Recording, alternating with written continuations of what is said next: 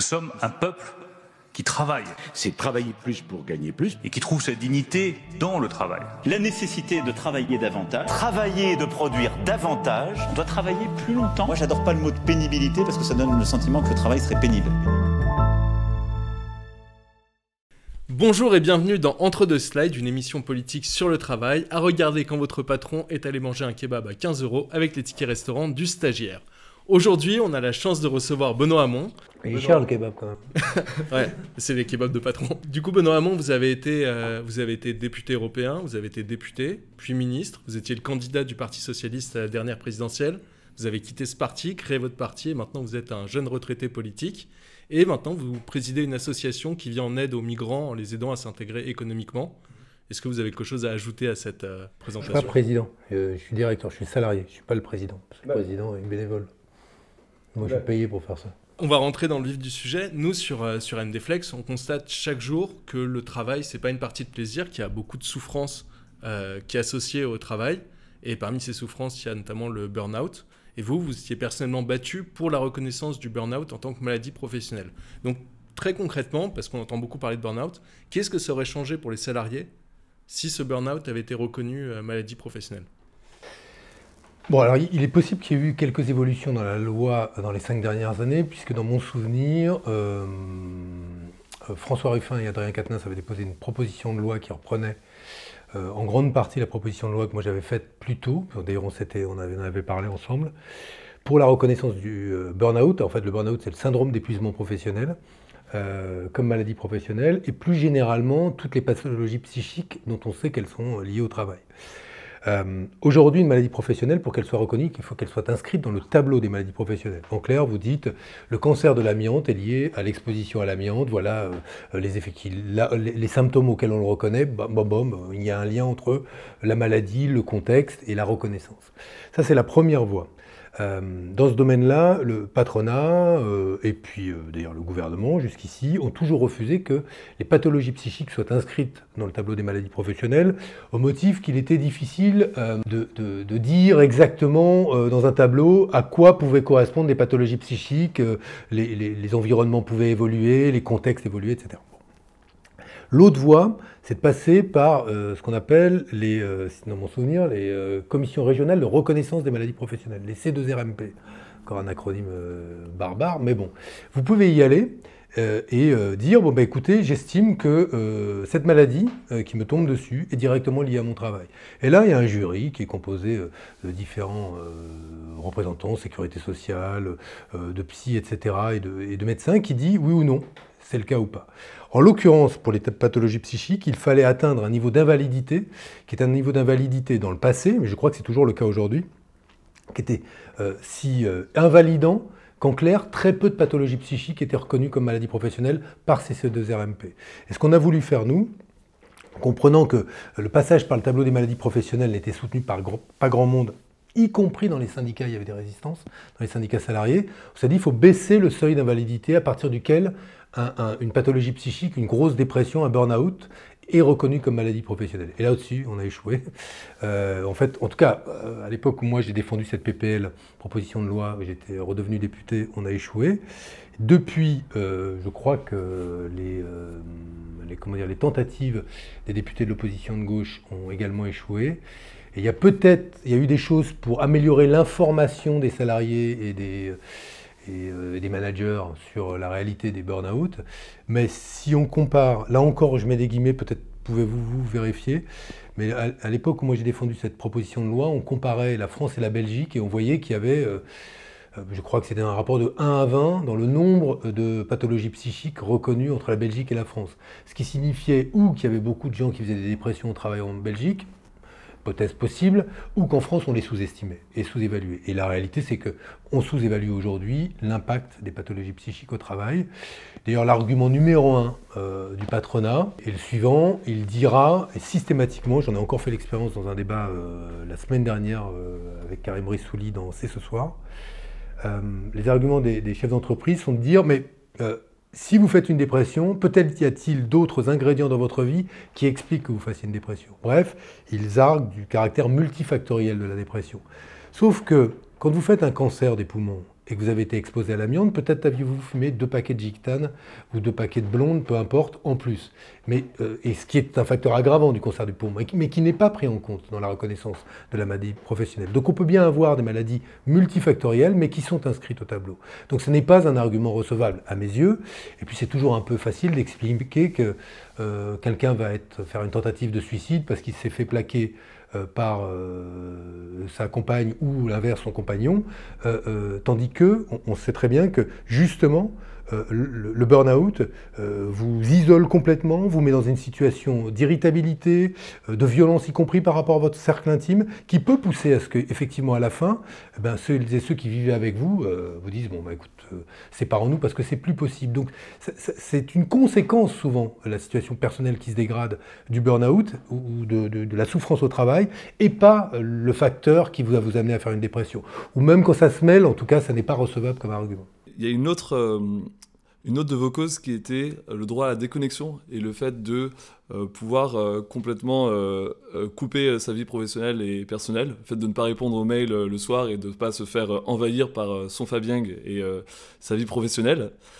Comment vous vous expliquez que ça a été si compliqué? Est-ce que c'est la faute des salariés qui ne savent pas dire non? Ou alors est-ce qu'il faudrait un peu plus contrôler pour s'assurer que c'est bien respecté et qu'il n'y a pas de dérive, notamment par les managers? Alors, c'est les salariés qui ne savent pas dire non, je ne sais pas. Peut-être que ça arrive à un certain nombre de... Et encore, même chez les cadres. Dire non à plus de travail, c'est mal vu. Notamment chez les cadres. Où plus on en fait, plus finalement on atteint, vous savez, cette formule des KPIs. C'est les indicateurs de performance. Dans toutes les entreprises, même les associations. Maintenant, quand on travaille, nous, je vois chez Singa, avec des financeurs, on nous fixe des KPIs. On est là, on doit s'aligner sur des chiffres, même si nos indicateurs, je prends cet petit exemple, je reviens à votre question, mais nous, par exemple, notre impact, puisqu'on parle d'impact, à bien des égards, il est impossible de le chiffrer ou de le faire entrer dans un tableur Excel. Je m'explique, moi, le travail qu'on va faire au sein d'une communauté de nouveaux arrivants, avec des bénévoles, qui va placer un individu en situation de pouvoir créer son entreprise. Pourquoi? Parce qu'il aura retrouvé confiance en lui, ou qu'il y aura eu on va dire une approche interculturelle de l'entrepreneuriat qui lui permettra de maîtriser tous les codes qu'il n'avait pas et que nous avons. Ça se met où dans un tableur Excel? Cette performance-là, nulle part. Comme la performance d'une aide-soignante ou d'un prof, c'est impossible de la répercuter totalement dans un tableur Excel. Donc, je dis ça parce que un chef d'entreprise va avoir ses objectifs qui lui sont fixés par son actionnaire, il va fixer des objectifs à ses cadres qui vont fixer des objectifs à leurs salariés, et tout le monde va être comme ça prisonnier d'objectifs, même si ces objectifs sont parfois complètement inatteignables, voire même absurdes. C'est-à-dire, vous avez dernièrement un salarié qui était victime de burn-out, disait, il a fait un livre chez Michelin, il disait, on me demandait de délivrer une solution technologique tous les 3 mois, je la délivrais, elle ne marchait pas, mais mes objectifs étaient atteints. Un policier va vous dire, je coche telle case parce que j'ai réussi à arrêter un fumeur de shit, ça me fait quelqu'un pris en flagrant délit, ça fait une case cochée, ou un étranger en situation irrégulière, pour ça qu'il y avait des fois à 5h ou 5h30 devant le RER, des policiers qui en profitaient pour attraper un paquet de mecs qui se levaient tôt pour aller bosser tôt, parce que c'est souvent le cas des travailleurs clandestins, et les policiers vous diront c'est un indicateur qui ne veut rien dire, parce qu'on va atteindre notre objectif en termes de chiffres, mais en réalité aura-t-on rendu la vie des Français plus sûre? A-t-on atteint les vraies poches de délinquance? La réponse est non. Bon, je ferme cette parenthèse. Mais ce qui veut donc dire qu'aujourd'hui, sur le droit à la déconnexion, il est affiché par beaucoup d'entreprises. Il y a un souci de mettre une barrière plus claire entre ce qu'est le travail et le non-travail, mais est intervenue une donnée nouvelle avec la Covid, c'est la question du télétravail. Et il y a une formule de Laurent Berger que je trouve assez juste. Il dit, en réalité, on dit qu'on travaille à domicile, il dit, c'est plutôt qu'on dort au bureau. Ça veut dire quoi, dormir au bureau? C'est qu'en fait, le travail est devenu notre environnement permanent. Et on ne sait plus faire... vous avez dû en faire l'expérience, moi j'en ai fait l'expérience. Alors c'est génial d'être avec ses enfants, mais en fait on bosse tout le temps, parce que quand on arrête, puisqu'il n'y a plus de moments où, bon, la journée de travail, je rentre à la maison, je m'arrête. Et là, ça encourage le fait de passer d'une chose à une autre, on se fixe sur rien, et on est toujours avec la tête occupée. Et ce qu'on doit dire, et affirmer, c'est qu'il n'est pas possible que nous soyons colonisés par le travail. Parce que c'est ça qui se passe aujourd'hui pour beaucoup de gens. Ils sont colonisés par le travail. Leur tête n'est jamais au repos. Leur cerveau n'est jamais au repos. Ils sont toujours ou par leur mail. En plus, avec les notifications, c'est un truc... Bon, vous connaissez ça aussi bien que moi, mais les notifs, c'est ça. Et quand vous envoyez un mail... Moi, je vois même... on est dans une asso. Moi, je disais à une de mes collaboratrices la dernière fois, je dis, arrête d'envoyer des mails à minuit, parce que même moi, ça me stresse. Alors je sais bien que c'est pas pour que je les bosse à ce moment-là, mais quand je vois la série de mails à minuit parce qu'elle a eu un coup de stress, etc., et qu'elle me les envoie tous, moi aussi je me sens obligé d'y m'y remettre. Donc voilà, il faut qu'on arrive à faire la différence, et je pense que effectivement, ça devrait faire l'objet de plus de contrôle. Par qui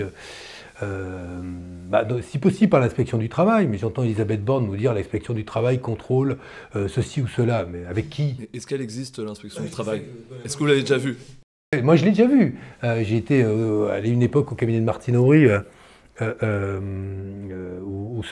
on avait déjà des tensions dans les directions départementales et où se posait la question des effectifs de l'inspection du travail. Mais par définition, aujourd'hui, on sait très bien, et quand on écoute les témoignages des inspecteurs du travail ou des contrôleurs, que les effectifs ne permettent plus de remplir toutes les missions qui devraient être celles de l'inspection du travail. Donc, bon, tout ça c'est blablabla quand on dit qu'il y a aujourd'hui des corps de contrôle, mais dans tout le domaine d'ailleurs, c'est ça qui est fascinant. Vous prenez l'inspection du travail, vous prenez la DGCCRF, plus ça va, plus les consommateurs ou la concurrence, on dit maintenant, et la norme qui règne sur le marché intérieur, s'il y a concurrence, il devrait y avoir davantage de contrôle et davantage de moyens donnés à la direction générale de la concurrence, de la consommation et de la répression des fraudes. Or, ces effectifs sont en baisse. Donc, sauf entre 2012 et 2014, j'étais ministre de la Consommation. Et concrètement, c'est pas mon cas, j'ai de la chance avec ça, mais si mon patron m'envoie un mail un samedi vous avez le droit de lui dire merde. Donc, je peux lui dire merde, mais au nom de ça. En théorie, si vous lui écrivez, vous lui faites une réponse au nom du droit à la déconnexion, je me refuse à traiter celui-là, vous le comprendrez, puisque aujourd'hui sont inscrits dans la charte RSE de notre entreprise, dans tel et tel texte, le fait que le week-end c'est sacré et que par ailleurs, y compris ma propre santé, et donc ma capacité à être performant dans l'entreprise, parce que c'est ça aussi, cette idée qu'on peut épuiser ou tirer toute l'énergie ou la moelle d'un individu jusqu'au bout et que ça fait sens parce qu'à la fin on passera à un autre, etc., etc. Tout ça est un non-sens en termes de santé publique, mais aussi un non-sens pour la performance de la boîte. Parce que alors là pour le coup c'est abondamment documenté. Plus les salariés sont heureux dans l'entreprise, plus ils sont créatifs et plus ils sont autonomes, plus l'entreprise a des chances d'être prospère. Elle ne le sera pas si évidemment elle vend quelque chose qui ne se vend plus.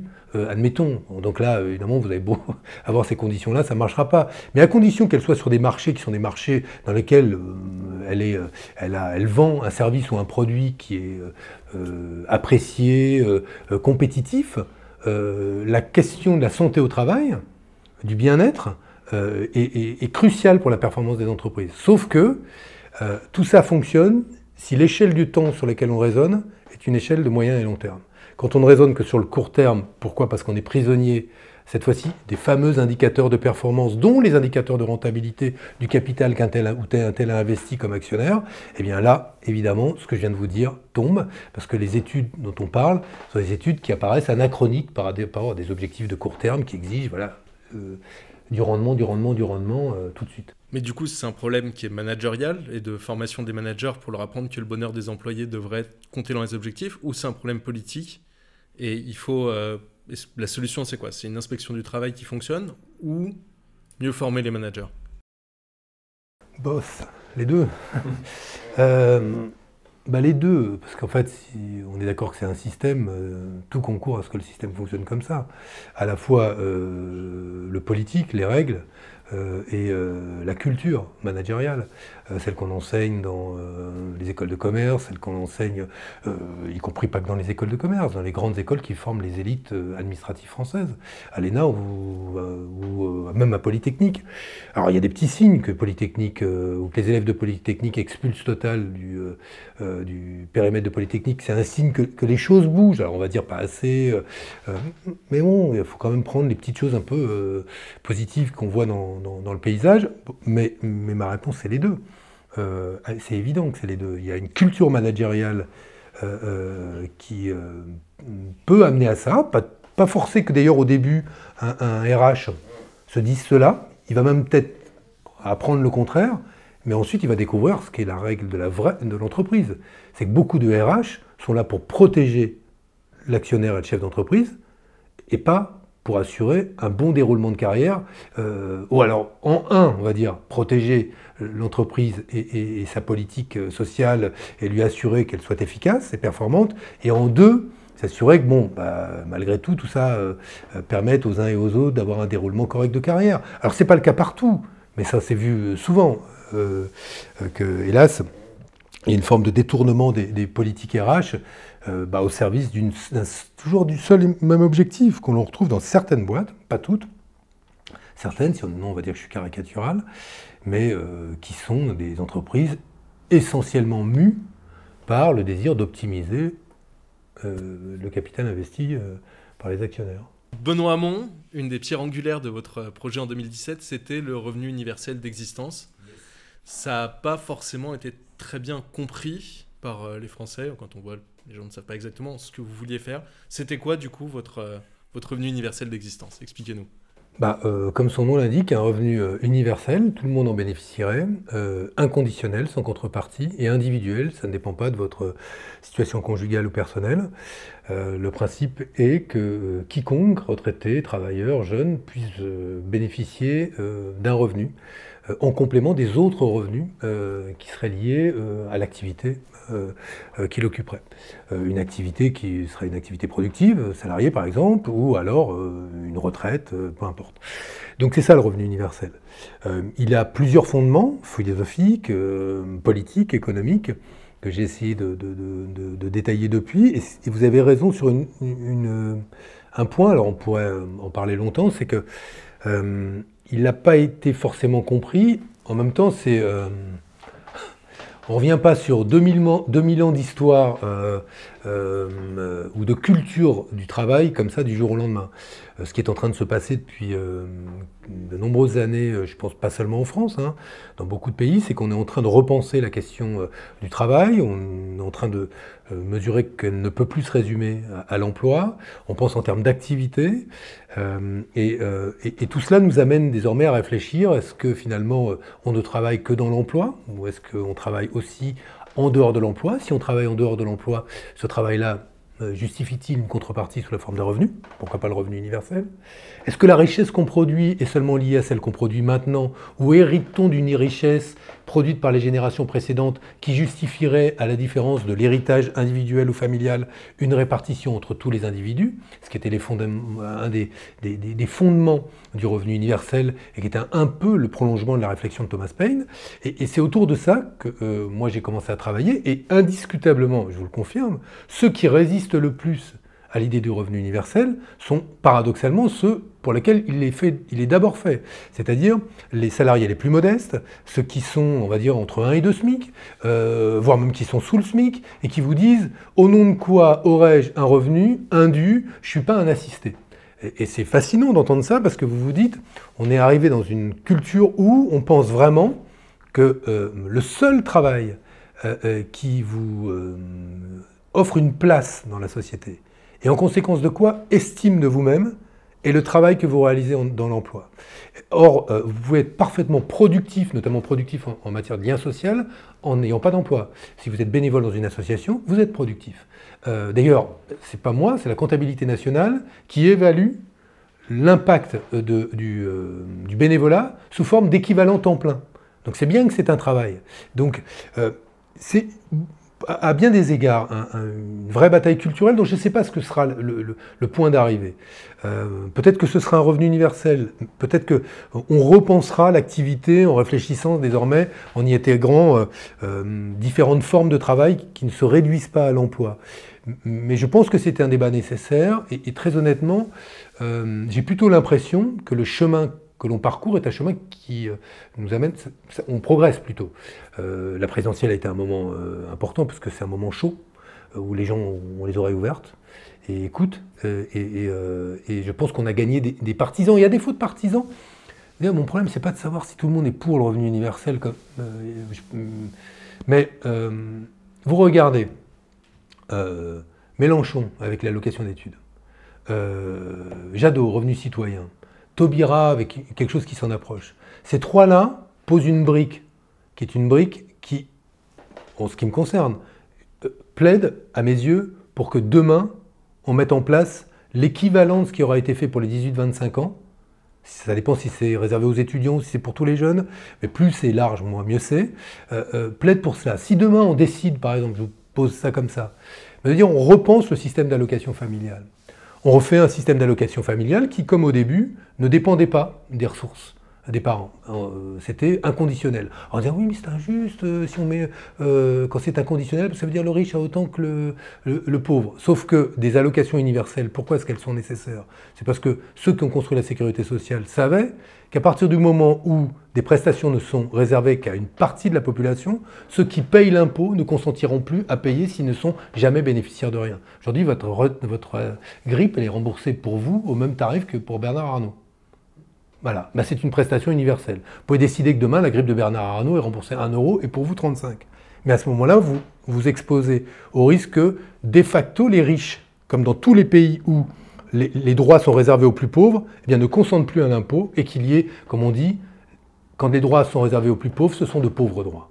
Eh bien, moi, je pense aujourd'hui qu'il faut une prestation qui soit universelle. Alors, sur les allocations familiales, je termine d'un mot là-dessus. Mais moi, je pensais, c'est une des propositions que je fais dans mon bouquin, d'ailleurs, sur le revenu universel, qu'on pourrait imaginer mettre 300 € par enfant depuis la naissance. Donc, vous avez 300 €, vous êtes 2 enfants, votre famille aurait 600 €.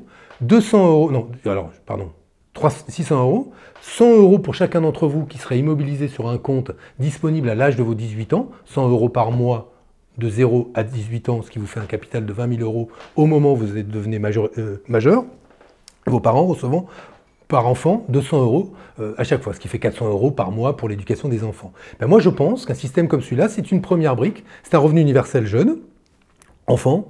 Si on peut le coupler à un revenu universel, ensuite y ajouter la pierre du revenu citoyen, revenu jeune, peu importe, pour le coup là la gauche converge sur ce sujet-là, je m'en réjouis, en tout cas sur une proposition de fond, on aura fait une première pierre. Est-ce que derrière ça déboucherait sur un revenu universel?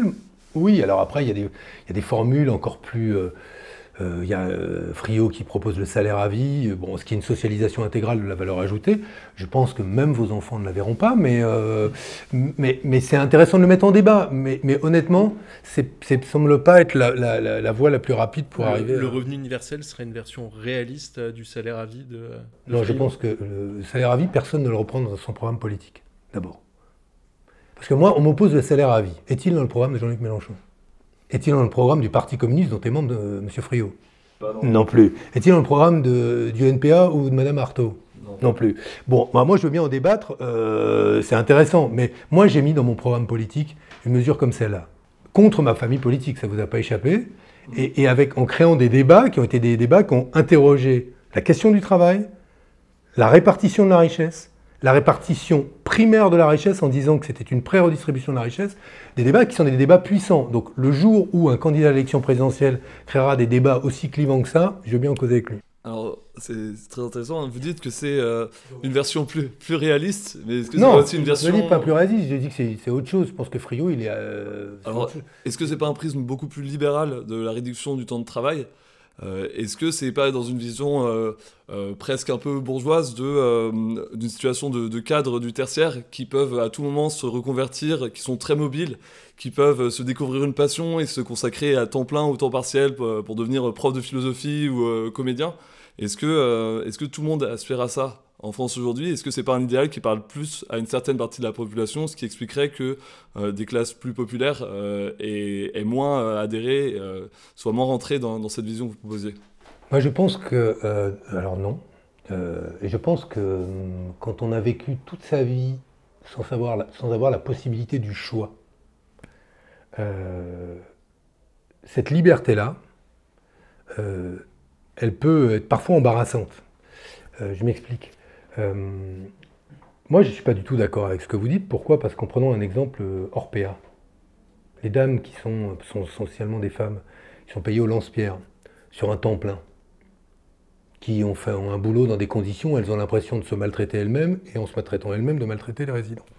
Donc elles perdent totalement et l'estime de leur travail et l'estime d'elles-mêmes.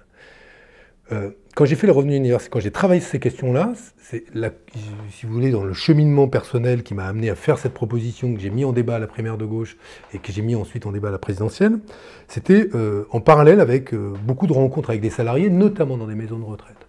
Et dans ces dialogues où je cheminais sur le revenu universel, je faisais face à quoi? À ce qu'on peut retrouver ailleurs, c'est-à-dire des salariés qui sont prisonniers d'un travail qui paye mal, mais qu'elles n'ont pas d'autre choix que d'accepter, vous connaissez ça aussi bien que moi, parce qu'il faut bien rentrer à la fin avec un salaire pour pouvoir payer le loyer, nourrir les enfants, etc. Ce sujet de nourrir les enfants étant important, puisque dans les faits, on se dit, tant qu'ils ne sont pas autonomes, il faut bien que j'assure.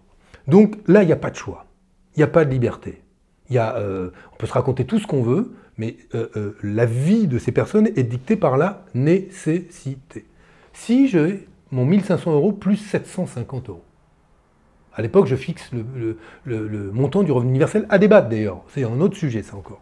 Mais bon, c'était 750 €. Que se passe-t-il? J'ai en tout cas la possibilité d'un choix. Soit de prendre ces 750 € et de les épargner, de les dépenser, etc. Soit aussi de me dire, ce qui serait le cheminement de quelques-unes ou de quelques-uns, pas tous, mais un temps, je peux basculer à temps partiel, le cas échéant me former, voire même arrêter de travailler et imaginer faire autre chose, mais ce n'est pas qu'un choix qui serait offert un peu luxueux à un cadre. Parce que pour le coup, le cadre, lui, il aura aussi 750 € de plus. Mais finalement, par rapport au salaire qu'il a, ça lui offre un peu moins de liberté que ça n'en offre à celui qui voit d'un coup son salaire multiplié par ajouté de 50%. Je suis à 1500, j'ai 750 €, fait plus 50%. Donc, je pense que réserver ce luxe-là, je l'entends l'argument, c'est pas réaliste, et je crois que c'est toujours pareil, c'est que on fait comme si on savait anticiper, c'est très français d'ailleurs, ou très universitaire, exactement avec nos modèles, ce qui va se passer si on ajoute 750 €. On disait par exemple, ça va forcément augmenter les prix, ou baisser les salaires. Pour les prix, sans doute, puisqu'il y a plus de consommation. Pour les salaires, c'était un drôle de raisonnement. Parce qu'en l'espèce, prenons les maisons de retraite, on est mal payé. Pourquoi est-ce qu'on est mal payé? Parce que réellement, le rapport de force n'est pas du tout favorable aux salariés. Toujours l'armée de réserve des chômeurs qui est là, attention, moi je prends le boulot si jamais vous le quittez, et l'argument du patronat qui est de dire, ah ben écoutez, si vous ne voulez pas prendre, hein, avec ces conditions de travail, moi je trouverai toujours quelqu'un qui va prendre à votre place. Dès lors que on se retrouve dans la situation où on a le choix, et où il est beaucoup plus facile de quitter un boulot et de ne pas le garder, et on est moins dépendant de la nécessité d'avoir ce salaire-là, cette liberté-là, elle change complètement le rapport de force. Moi, la partie sur laquelle, d'ailleurs, j'ai besoin de travailler encore, j'aimerais bien travailler encore, c'est celle-là la plus importante pour moi dans le revenu universel, c'est que je pense que c'est un instrument démocratique d'abord. D'abord parce qu'il met de la démocratie dans l'ordre économique, puisqu'il donne la parole aux gens. Les syndicats disent oui, mais c'est la parole individuelle. Mais bon, le but d'une organisation collective, c'est de prendre justement les aspirations individuelles et de leur donner un débouché collectif. Donc ça devrait au contraire rassurer les syndicats, et ça leur donnera plus de force. Mais je pense que là, on a un ingrédient pour changer le rapport de force. Et si, dans les faits, vous vous sentez plus libre de quitter un boulot, et donc vous êtes moins dépendant des règles fixées par les chefs d'entreprise dans ces secteurs-là, pour garder ces salariés, il faudra peut-être même faire exactement le contraire que ce qu'on anticipe, c'est peut-être augmenter les salaires pour garder les salariés ou améliorer les conditions de travail. Donc, ce que je veux dire, c'est que, bon, par définition, c'est tellement nouveau qu'il y a une partie des effets du revenu universel qu'on peut deviner, mais c'est très difficile de dire À coup sûr, il va se passer ça. Et c'est pour ça que la gouvernance d'une mesure comme celle-là, elle doit être aussi beaucoup plus démocratique. Bon, mais c'était aussi, j'avais développé ça à l'époque, mais bon, il faudra que un vrai gouvernement de gauche est plutôt possible pour essayer d'y réfléchir et de l'expérimenter. Mais pour revenir sur ce que disait Éloi, l'ouvrier qui va bénéficier du revenu universel, si demain, lui, son rêve, c'est de créer une entreprise, il n'aura quand même pas le capital pour ça. C'est pas avec 750 € par mois qu'il pourra faire ça. Et même au niveau des formations, c'est-à-dire qu'il n'a pas la même employabilité que quelqu'un qui a pu faire des études supérieures. Donc en quoi, pour lui, ça lui apportera vraiment de la liberté? Moi, mon but, c'était pas de faire 10 millions d'entrepreneurs non plus, j'ai pas dit ça. Je dis juste que pour celui qui, même honnêtement, aujourd'hui, n'a aucun capital et veut créer une entreprise, par exemple, pardon de vous le dire, mais moi, tous les jours, à Singa, on a des gens avec 0 capital et qui créent des entreprises. Qui vont faire, qui vont incroyablement surprendre, qui vont, elles, générer beaucoup de capital. Donc le capital de départ, il peut être, en l'occurrence, très utile dans certains cas, mais parfois, il est, on va dire, c'est une donnée, mais c'est une donnée dépassable, première chose. La deuxième remarque que je veux faire, c'est que oui, le cadre, j'entends ce que vous dites. D'abord, il a plus de réseau, il est plus connecté, il sait où, la porte à laquelle il faut taper. Ok, non tact, mais le revenu universel, il ne va pas tout changer du jour au lendemain. Et notamment pas du jour au lendemain les hiérarchies sociales. Il facilitera la circulation, me semble-t-il, parce qu'il donnera la possibilité du choix à des gens qui ne l'ont pas eu. Il donnera la possibilité de travailler moins parfois, en tout cas d'être moins en emploi, et de se former dans des formations qui correspondent davantage au choix. Mais encore faut-il qu'on ait repensé aussi la proposition qui est celle de formation de ce pays. Donc il y a beaucoup de choses à faire. J'entends bien que cette mesure-là, dans la France telle qu'elle est organisée aujourd'hui, son offre en formation initiale, son offre en formation professionnelle, l'environnement pour créer une entreprise, le conservatisme du milieu patronal, tout ça, c'est des choses qui sont des facteurs bloquants ou qui entravent des projets qui peuvent être des projets personnels. Mais dont je suis à peu près sûr, c'est que indiscutablement, si votre vie ne dépend plus de votre salaire seulement, et si vous avez la possibilité de réduire votre temps de travail sans perdre de pouvoir d'achat pour faire autre chose, beaucoup se saisiront de cette opportunité-là. Et même si vous ne le faites pas au début, après tout, vous pouvez épargner, vous pouvez... je rappelle qu'il y a plein de gens aussi qui réussissent à se faire une petite épargne, parce que quand on est pauvre, c'est pas pour autant qu'on n'est pas épargnant. D'ailleurs, les banques le savent bien, qui voient l'épargne quand même de ces petits ménages quand même représenter un joli stock d'argent. C'est la raison pour laquelle je le dis vraiment... je ne vois pas beaucoup d'effets pervers, moi, au revenu universel. Je pense qu'il y aura des effets collatéraux je ne sais pas dire, mais comme ça, spontanément, j'en vois pas beaucoup. Mais alors du coup, parce que vous compariez, notamment dans votre livre et même déjà en 2017, le revenu universel à ce qui a été la création de la sécurité sociale, au niveau des innovations pour les salariés, pourquoi est-ce que c'est aussi peu accepté encore aujourd'hui? Qu'est-ce qui bloque? C'est une bataille culturelle à mener? Écoutez, moi j'ai eu la discussion un peu avec Mélenchon, déjà, il y a quoi, 2 ans, 3 ans. Lui, il n'est pas pour, mais ça a bougé, y compris chez lui. J'ai eu la discussion avec des écolos qui sont plutôt favorables, mais qui ne l'ont pas complètement repris non plus. Dans d'autres composantes de la gauche, au PS, bon, je dois avouer que je n'ai pas fait j'ai pas convaincu grand monde, mais bon, le bloc qu'on a emmené là-dessus, une grande partie de la deuxième gauche, notamment, commence à réfléchir à ça parce que ça lui est plus familière, notamment parce qu'elle était très favorable à la réduction du temps de travail. Je comprends la rupture. On raisonne quand même avec un cerveau très matricé par les 30 Glorieuses. On redistribue la richesse une fois qu'elle est créée. Là, grosse innovation, on va prédistribuer la richesse. Pardon, mais c'est pas petit. petit, cette affaire. En disant, mais le PIB, c'est pas juste ce qu'on produit, c'est ce qu'on produit et ce qui a été produit avant. Et cette fraction-là, on va l'estimer en part du PIB et on va la distribuer en fractions égales. C'était une manière de contourner un rapport de force dont j'estime, moi, aujourd'hui, qu'il est très défavorable aux salariés. Ce que j'essaye de démontrer dans mon livre, c'est que la mondialisation et la financiarisation de l'économie ont eu comme conséquence de diminuer complètement la force des salariés dans la négociation capital-travail. Ça, c'est une donnée. Alors on peut dire, ouais, on va construire le rapport de force. Bon, soit, mais ça, c'est de la pensée magique. Parce que l'époque du front pop, où on mettait les salariés en grève, les usines en croix pour pouvoir venir au soutien des réformes qui étaient votées à la Chambre du Front populaire, ça, vu l'état des liens entre le mouvement social et la gauche politique, peut-être que à la FI, ils ont réussi davantage de liens, mais ça reste gazeux encore. Et ça reste pas aussi puissant que ça l'était en 1936.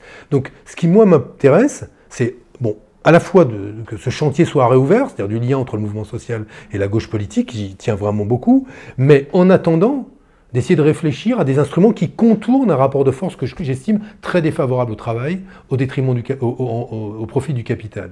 Et je trouve qu'on aurait tort de ne pas regarder cette réflexion-là comme un axe stratégique pour la gauche de redistribution de la richesse. J'estime que c'est en tout cas un sujet stratégique.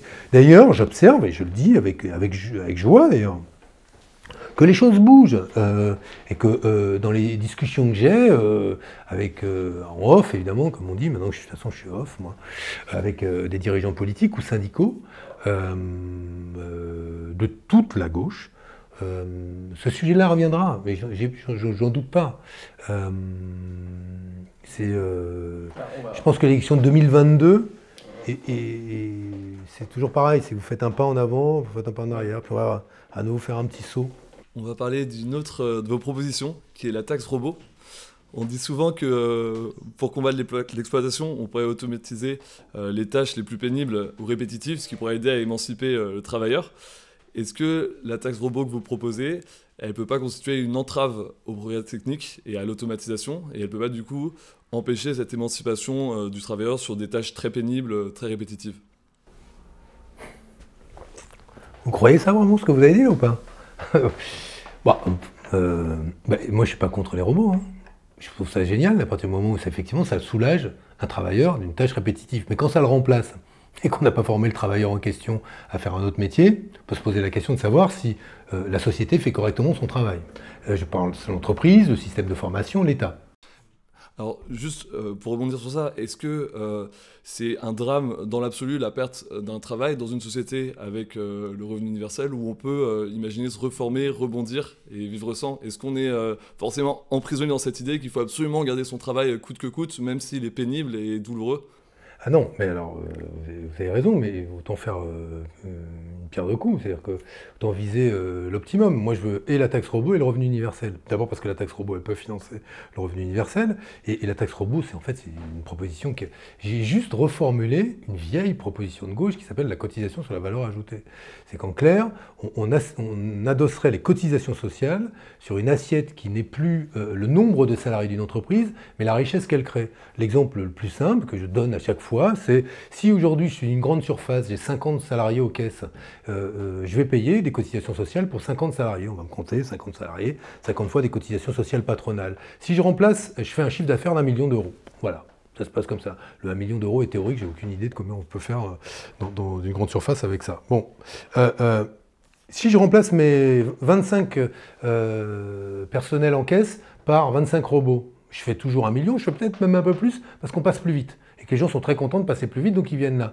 Et j'ai économisé 25 salaires et 25 fois des cotisations sociales qui viennent payer qui ouvrent des droits pour ceux qui étaient salariés aujourd'hui, mais surtout qui payent les retraites de ceux qui sont à la retraite aujourd'hui. Ça veut donc dire que mes mécanismes de solidarité sont mis en danger par un système ou une fiscalité qui est une fiscalité qui est adossée sur le travail et qui ne prend pas en compte la valeur ajoutée créée. Moi, ce que j'ai proposé, c'est alors là, vraiment, la cotisation sur la valeur ajoutée qui a été mise dans le débat, c'était à l'époque, d'ailleurs, par Emmanuel et Mélenchon qui défendaient ça. Et j'ai repris cette mesure, j'ai dit, appelons-la la taxe sur les robots, parce qu'au moins ça parlera plutôt que la cotisation sur la valeur ajoutée. Et on fait en sorte que cette cotisation sociale soit assise sur la richesse créée par les entreprises. Je pense que ça fait sens. Pourquoi? Parce que ça dit une chose, c'est que la machine quand elle est productive, quand elle vient suppléer l'homme, eh bien elle s'intéresse aussi à la retraite de l'homme, à l'environnement dans lequel il va être soigné, vieillir. C'est-à-dire que tout ça vise quand même le progrès social et le progrès humain. Et c'est aussi simple que ça. Alors peut-être l'ai-je mal expliqué. Je me souviens avoir fait l'émission de Pujadas, comment c'était l'émission politique. On me disait, mais qu'est-ce que c'est que cette histoire de taxer les robots? On me prenait pour un zozo qui allait courir après le moindre robot en disant, paye tes taxes, paye tes taxes. Et il y avait Yacine Bellatar qui avait fait un truc assez marrant là-dessus à l'époque. Bon, un peu caricatural, mais pour se moquer, mais c'était drôle.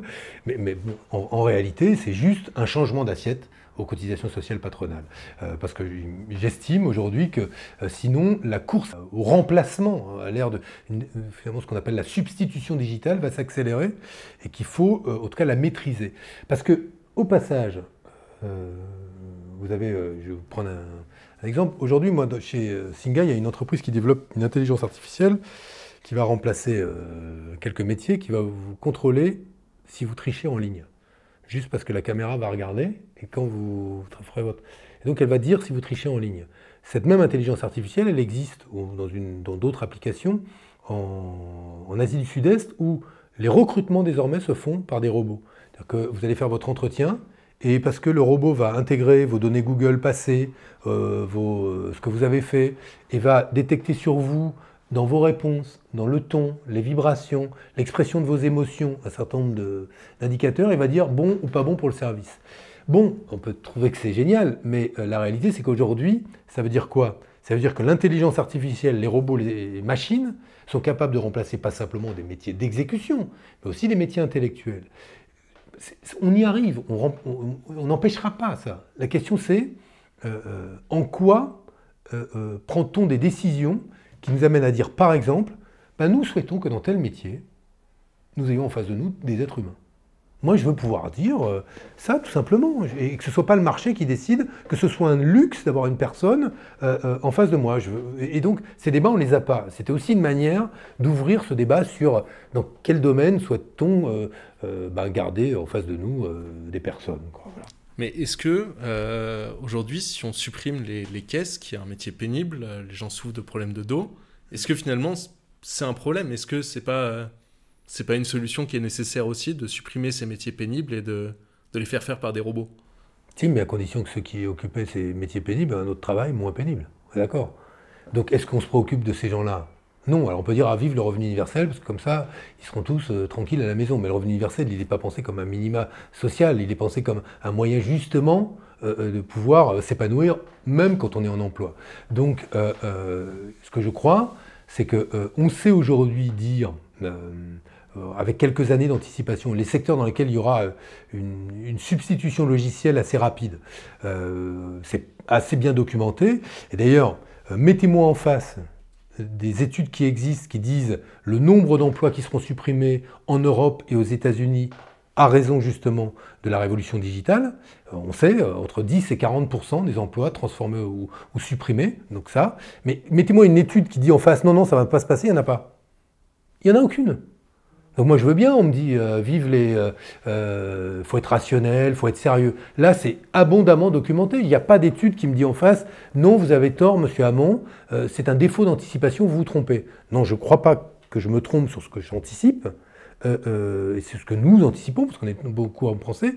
Donc ce que j'aimerais, c'est que l'État stratège pilote les instruments de formation ou de diversification de l'activité économique qui nous assurent que, non pas on vise le plein emploi, mais qu'on vise un niveau d'emploi qui permette à ceux et celles qui seront obligés de quitter ces secteurs-là de pouvoir trouver du boulot ailleurs. Et pour revenir sur ce que vous disiez sur le fait que vous avez envie d'avoir des humains en face de vous dans certaines conditions, à quel niveau ça doit se décider? À quel niveau est-ce qu'on doit avoir ce débat de savoir si ce métier, on va l'automatiser ou pas?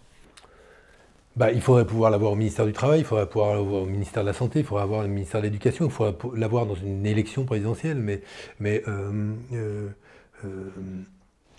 Voilà, entre 2017 où j'en parlais et 2022, il y a une multitude de services où les gens ont disparu. Bon, c'est la loi du marché, c'est le marché qui décide, en l'occurrence. C'est ni vous ni moi, c'est le marché qui décide. Derrière tout ça, il y a beaucoup de process en 5 ans qui ont aussi changé, qui ont accéléré la chosification du travailleur dans beaucoup de secteurs.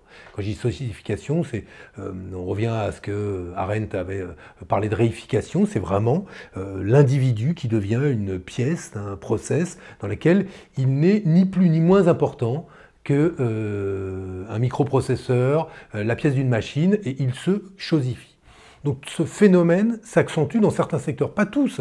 Il y a encore plein de secteurs où on peut tirer beaucoup de joie à être au travail. Mais dans ces secteurs-là, c'est dur de bosser. Et en plus, c'est les endroits où on est le plus mal payé.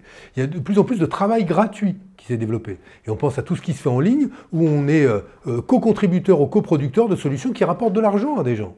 Bon, moi j'avais posé ces débats-là, peut-être, je n'étais pas le seul, je ne crois pas, mais quel progrès a-t-on fait ? Assez peu, puisque j'ai pas l'impression qu'on en reparle en 2022, ou assez peu. Et qu'en sera-t-il en 2027 ? Probablement que ça aura accéléré. Donc, où est-ce qu'on en discute ? Je ne sais pas, mais j'évoque dans mon bouquin justement une expérience que fait Musk qui m'a fasciné. Ça s'appelle Neuralink. Vous avez dû le voir, parce que si vous ne la connaissez pas. En fait, j'ai découvert dans un papier de Slavoj Žižek, le philosophe slovène, qui dit Neuralink, c'est incroyable, on apprend qu'Elon Musk travaille à la transmission de pensée. On va dire, ah bon Et en gros, admettons que ce soit ça la petite machine. Si ça, la machine, je pense, la machine qui est connectée à moi, transforme ça en équation, j'imagine c'est des mathématiques, il y a des développes, vous envoie ça et vos neurones sont capables, vous, de décrypter ce que la machine vous envoie. Et vous savez ce que je pense. Et il dit qu'on pourrait partager une expérience sexuelle. J'ai fait une expérience incroyable, je l'envoie, vous faites « waouh, génial !» Truc comme ça. Bon, et alors vous dites « mais attendez, si y a un couloir qui est envoyé entre vous et moi par la machine, ça veut dire que la machine est capable de m'envoyer une équation, et donc je crois que c'est ma pensée.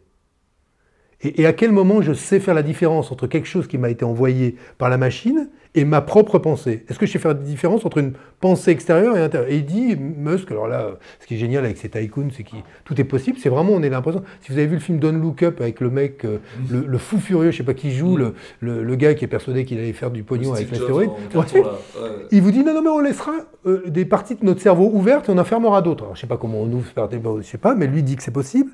Et à la fin, c'est quand même la possibilité que la machine vienne nous dicter à notre insu des comportements qui est ouverte. Où on discute de ça? Devant quel comité d'éthique ou quel grand moment on dit bah non, on considère que ce genre d'expérience est dangereuse, comme comment on appelle ça, le clonage. On a décidé dans une grande loi de bioéthique que c'était dangereux. Mais là, on n'en discute nulle part. Et je pense que c'est, je ne sais pas où, je vous avoue, mais je pense que c'est un vrai défaut démocratique de notre pays de ne pas débattre de ça. Alors du coup, vous avez mentionné pas mal de dérives liées à la technologie, aux intelligences artificielles, aux robots qui vont trop loin. On se demandait, il y a un autre problème qui est assez, qu'on a remarqué depuis un moment, lié à la robotisation, qui est que en fait, tous les gains de productivité qui auraient dû émanciper le travailleur et permettre des meilleures conditions, finalement sont très peu retombés sur le travailleur. On peut améliorer ses conditions de rémunération ou ses conditions de travail. Du coup, on aurait un mème qui est passé sur le groupe à vous montrer. J'ai pas mes lunettes, là, je suis mal. J'ai pas mes lunettes. Ah, ouais, mais alors là, je vais essayer de... Drame. Je peux pas lire ce qui est écrit. Faites semblant de rigoler. Mais c'est censé... C'est bien ou c'est pas bien? Ça dit quoi? Non, ça montre la différence entre l'augmentation de la productivité et la courbe des salaires. Et, ces deux petits points, il y en a un qui dit m'abandonne pas. C'est deux courbes qui se séparent, tout simplement, l'augmentation de productivité et les salaires. Oui, mais bon, c'est ce qu'on sait tous. Et donc qui pose la question du rapport de force. Et de la question de savoir si on pense qu'à... dans un système d'économie mondiale et financiarisé, on arrivera à construire, avec la loi et avec la mobilisation des salariés, des rapports de force de nature à changer cela. Votre réponse? À l'échelle d'une nation, votre avis? On ne prend pas cette direction pour l'instant. Le problème, c'est qu'on ne voit pas la volonté politique. Mais même s'il y avait la volonté politique, juste de dire, ok, je veux qu'on change le rapport de force, je veux faire une loi qui décide de mettre le SMIC à 2000 €. Vous pensez que c'est jouable ou pas? C'est la proposition de la CGT, par exemple. Est-ce qu'une loi peut obtenir ça aujourd'hui? Je pense que le chantage à l'emploi du patronat, c'est un coup de bluff et que c'est pas tenable sur le long terme. Mais moi, je souhaite ça. Mais je me dis que je pense que on rentre dans un processus qui est extrêmement limité, en fait. Et c'est là où je trouve qu'on s'interdit de penser différemment la redistribution des richesses. Et que si on raisonne uniquement en redistribution des richesses post-création des richesses, je pense dans les faits, on a assez peu de chances de déjouer ce qui est l'écart que l'on observe sur cette courbe. Mais est-ce que du coup, c'est pas aussi une question de... Est-ce qu'il ne faut pas imposer un nouveau mode de fonctionnement pour les entreprises avec un conseil des salariés qui est plus important et qui n'est pas juste distribuer des chèques vacances à la fin de l'année? Est-ce qu'il faut imposer aux entreprises une gouvernance où les salariés ont plus d'importance qu'actuellement? Alors, c'est un beau sujet. Moi, je viens de sortir un bouquin collectif avec la CGSCOP, la Confédération Générale des Scopes, sur la citoyenneté économique, où on a essayé de voir est-ce qu'on pouvait généraliser des modèles dans lesquels les salariés sont propriétaires du capital, et donc propriétaires de l'entreprise, et donc gouvernent l'entreprise, démocratiser l'entreprise même quand ils ne sont pas propriétaires du capital, et finalement, au-delà de la cogestion telle qu'elle est défendue par la CFDT, sur le modèle de la cogestion allemande, essayer d'imaginer que la République rentre dans l'atelier, comme disait Jaurès, et qu'elle ne reste pas à sa porte. Est-ce que ça fait sens qu'on puisse être citoyen dans l'entreprise? D'ailleurs, est-ce que ça fait sens de nous nommer citoyens quand on ne l'est pas dans l'entreprise, alors que l'entreprise et l'emploi occupent une part considérable de nos vies et a tant d'impact sur nos vies? Pourquoi est-ce qu'on délaisse finalement au vestiaire, on n'y laisse pas que son manteau, on y laisse aussi son habit de citoyen? Et on est souverain dans la cité, mais complètement livré à la règle selon laquelle, par le contrat de travail, j'accepte le lien de subordination à mon employeur, donc d'obéissance. Donc ça, c'est un vrai sujet. Et ça fait longtemps que la gauche, finalement, a laissé ce débat-là, lui aussi au vestiaire. On a accepté que dans la sphère du travail, finalement, il y avait un rapport de force capital-travail, que c'était la loi du plus fort, la jungle, etc. Et pourquoi est-ce qu'on ne démocratise pas l'entreprise? Beau sujet. Alors là, on a fait bosser plusieurs intellos, Vivray, des entrepreneurs, type Eva Sadoun, de Murger. On a fait parler les acteurs de l'économie sociale et solidaire. Mais alors... Ma contribution à ça, c'est moins de dire que... Moi, je suis pour toutes les propositions qui visent à mettre plus de salariés dans les conseils de surveillance, dans les conseils d'administration, et leur donner, pas seulement voix consultative, mais capacité à poser des vétos sur certaines décisions stratégiques d'entreprise. Je suis pour. Mais au-delà de ça, ce qui m'intéresse, c'est des modèles de type coopératif. On est un grand pays du coopérativisme. L'économie d'Internet, elle devrait nous inviter à développer le coopérativisme. Pourquoi? Parce qu'on est sur des formes d'organisation très horizontales, très collaboratives, qui aujourd'hui ne concourent pas à un système coopératif où on est tous égaux devant le capital, mais au contraire à la maximisation par quelques-uns des profits et des bénéfices. Donc, je pense qu'il faudra un vrai choc coopératif. Ce qu'on a essayé de faire avec la loi ESS, mais bon, qu'une loi, ça sert à rien, c'est pas suffisant. Mais on a essayé, on visait cela, on avait des objectifs qui étaient ambitieux. D'ailleurs, on s'en souvient pas, mais c'est une des seules lois, ce quinquennat passé, qui avait été votée par toute la gauche. Pourquoi? Parce qu'il y avait des objectifs sur un modèle d'entreprise, qu'elle soit associative ou coopérative, qui vise à la démocratisation de l'entreprise. Et à dire, écoutez, c'est pas sale, la démocratie. Il n'y a pas un endroit où... Donc, je pense que c'est là-dessus qu'on doit travailler. Parce que si vous voulez que la culture des managers change, il faut aussi quand on crée une entreprise, le motif pour lequel on la crée, ce soit parfois l'utilité de l'entreprise, ou plus souvent l'utilité de l'entreprise, que le fait qu'on va faire la bascule quand on va la revendre. C'est-à-dire le désir d'enrichissement. Aujourd'hui, tout notre modèle est fondé sur la cupidité. Ou en tout cas, l'appât du gain. C'est un peu excessif, pour certains c'est pas, mais voilà, je vais m'enrichir. Si demain on transforme ça en disant vous créez une entreprise pour ce qu'elle va faire dans la société et ses externalités, ses impacts écologiques et sociaux, c'est pas pareil. Or ça se développe. La question c'est est-ce qu'on pousse ça, ce qui existe dans plein de, notamment dans la jeunesse, ou pas. Et donc je crois que là, on a des trucs à raconter, on a des modèles à proposer. Et alors moi, il y a quelque chose qui m'a frappé dans le livre, et on conclura là-dessus. C'est, vous dites, le revenu universel, c'est pas c'est pas la paresse, c'est pas l'oisiveté. Mais finalement, est-ce que c'est si mal que ça, le droit à la paresse de Paul Pas Lafargue? du tout, au contraire. Mais si vous voulez, c'est ça. Si vous voulez, c'est ça. Mais c'est bien parce que ceux qui sont opposés le résument à ça que je dis que ça n'est pas ça, et pas que ça. Et puis parce que, en fait, même celui qui se livre à la paresse est-il quelqu'un qui ne travaille pas? Je fais l'expérience dans toutes les facs dans lesquelles j'ai été, ou toutes les assistances, je leur dis, lequel d'entre vous arrête de travailler s'il a un revenu universel? Il y a une main qui se lève, deux. En fait, ceux qui ont décidé de braver un peu le truc. Mais l'essentiel des gens disent non, non, je vais continuer à avoir un boulot. Et d'ailleurs, pourquoi? Parce que la plupart de ceux à qui je pose la question, quand je dis arrêter de travailler, pensent, quand je dis arrêter de travailler, c'est arrêter d'avoir un emploi. Pour autant, je vous redis, c'est pas pour autant qu'ils ne travaillent pas, même s'ils ne sont pas en emploi. D'ailleurs, le travail domestique, ça, on appelle bien le travail domestique. Et pourquoi on dit que les femmes ont une double journée de travail? Bien parce qu'en réalité, c'est un travail ce qu'elles font et qu'elles sont les seules à le faire. Alors, c'est pas le but du revenu universel, c'est pas de créer un salaire maternel. Mais dans les faits, c'est bien qu'il y a différentes formes de travail, dont certains qui ne sont pas rémunérés. Et ce que je pense, c'est que oui, on a le droit à la paresse, vive Lafargue, il n'y a aucun problème à ça. Et celui qui veut fumer son pétard dans son hamac, juste avec son revenu universel, pas de problème, avec moi, ce sera légalisé de toute façon, donc il n'y aura pas de sujet. Mais c'est pas pour ça qu'on l'a fait. En tout cas, c'est pas que pour ça, ou pas principalement pour ça. Ok, super.